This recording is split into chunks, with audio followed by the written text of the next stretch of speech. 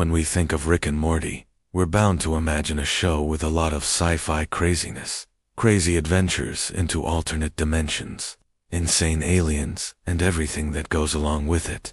What if I told you that in reality, the origins of this show are actually quite humble? How did one of the most popular adult animated shows come about?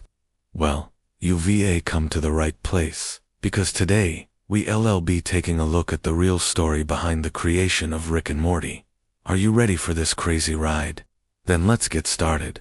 Before Rick and Morty became the household names they are today, there were just two guys with a dream, Dan Harmon, who would go on to become the creative mind behind the show, and Justin Roiland, who would voice both of the titular characters. Their first meeting was at an animation studio called Starburns Industries. At the time, Justin had already voiced the character of Rick Sanchez in a short film created by Dan. It was called The Real Once Upon a Time. You can still watch it online if you like. But the basic premise of the short film is basically the same as the intro sequence of Rick and Morty. We meet young Morty waking up in his garage next to a portal gun, and he immediately starts panicking because he has no idea how he got there. And then his grandfather, old Rick, wakes up as well, and he starts giving Morty all these cryptic hints that are supposed to help Morty remember what happened the night before, but instead only make things more confusing. Ultimately, they don't manage to figure out what happened, but the short film ends with them falling into the portal gun and leaving together. So even though this concept was just a short film, it contained all the basic ingredients of what would later become Rick and Morty. But after this, nothing really happened until years later, when Harmon found himself working as a writer on the second season of the American adaptation of Community, which aired back in 2010. He used this new job as an opportunity to develop some of his own ideas, and he decided to pitch one of them to Community producer Mike Judge. And what was this idea, you might ask? Well, none other than Rick and Morty.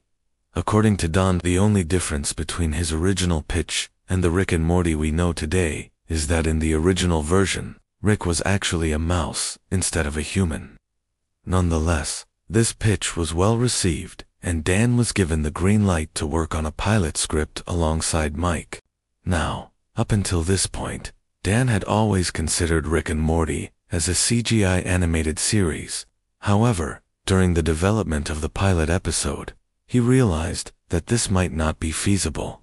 In a Reddit AMA, he explained that his vision for the show did not align with the CGI style he had in mind. He said, quote, "I'd written 15 minutes of a Rick and Morty cartoon, and I showed it to Mike, and he just looked at me and he goes, 'You're thinking 3D, you're thinking Flash, you're thinking Ralph Bakshi, I'm thinking 2D, you're thinking comedy, I'm thinking drama.' And I was like, oh, I didn't realize anybody else was thinking about what I was doing." So at that point, Dan decided to embrace the 2D animation style that Mike had suggested, and that's how they landed on the animation style we see today. Next up, they needed to find a studio to produce the show. After being turned down by several studios, they finally landed at Cartoon Network's Adult Swim block, which is where we got shows like Robot Chicken and Aqua Teen Hunger Force. Dan and Mike pitched the show to the executives at Adult Swim, and it was picked up for a 13-episode run. Shortly after this, Dan contacted Justin again to let him know that his services would be needed once again to voice Rick. But this time Rick wasn't a mouse, but rather a human being. Oh, and in case you were wondering, Dan also voices Morty.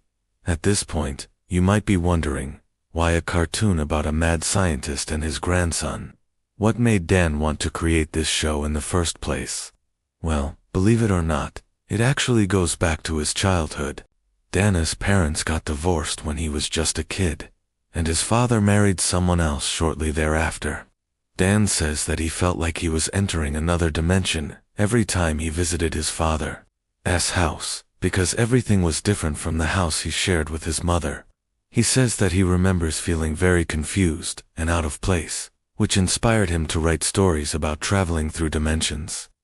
Later in life, while attending college, he wrote a story about a guy who invents a device that allows him to travel through dimensions. The story was published in a science fiction magazine called Asimov's Science Fiction. And now that you know where the initial inspiration came from, it's time to take a look at what inspired the Rick and Morty we know today. While the overall concept of the show was something Dan had developed over the years, he wanted to make sure that the show would stand out from other sci-fi cartoons. So he incorporated a lot of elements from sci-fi movies and TV shows he loved. One of the biggest influences was the movie Back to the Future. If you've watched Rick and Morty, you'll immediately recognize the similarities between Rick and Doc Brown, as well as Morty and Marty. Another influence was the sci-fi classic Doctor Who. In fact, you can even spot a few references to the show in the intro sequence of Rick and Morty. Once the first season was released, it was met with generally positive reviews. Fans loved the show's dark sense of humor and its willingness to tackle mature themes. However, there was one thing that many fans didn't appreciate, and that was the filler episodes. These are episodes that have little to do with the overarching plot of the season, and are meant to just be fun distractions. While filler episodes can be great in some shows, fans felt that the ones in Rick and Morty were too goofy, and took away from the overall tone of the season. Dan Harmon was well aware of this criticism and promised that Season 2 would contain fewer filler episodes.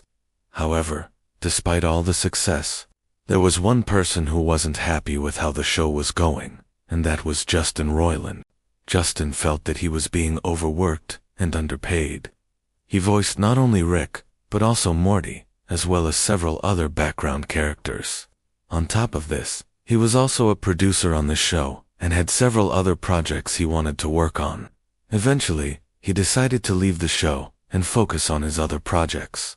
But this didn't last long, as he eventually returned to the show. As the show continued, Dan Harmon decided to include more of his personal experiences into the show. For example, he drew from his own experience with addiction.